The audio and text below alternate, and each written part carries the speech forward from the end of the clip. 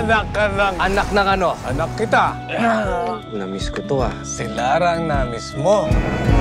Diyan na sila!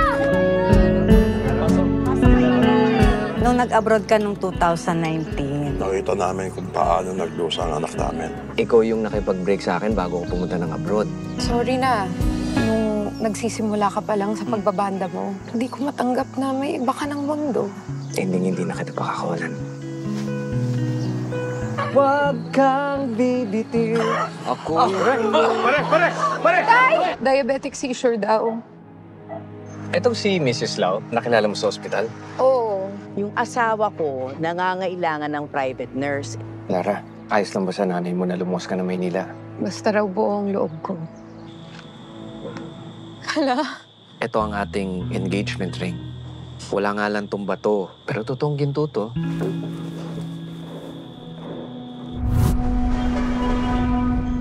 Nakarating ka naman ng Maynila? Bilisan mo! Ella! Oy, Lara, umupo ka muna dyan. Magsisiyar ako.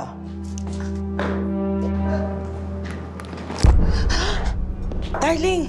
Ipasok mo na sa kwarto to. Binayaran ko na yung nanay mo. Kaya pagmamay-ari na kita. Sandali po! Sandali po! Huwag niyo ako iwan dito! Mrs. Lau!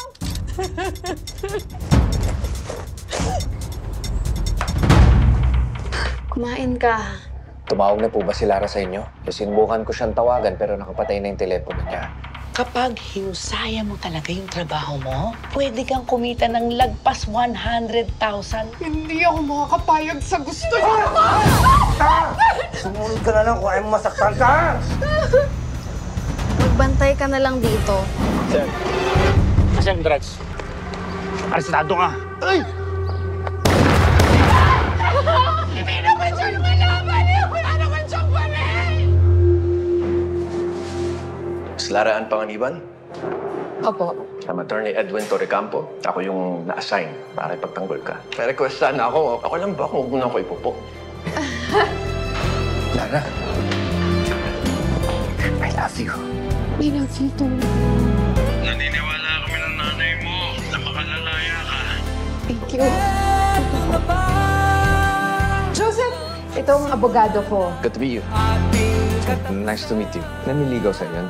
Ha? Ang lagkit ng tingin niya sa'yo eh.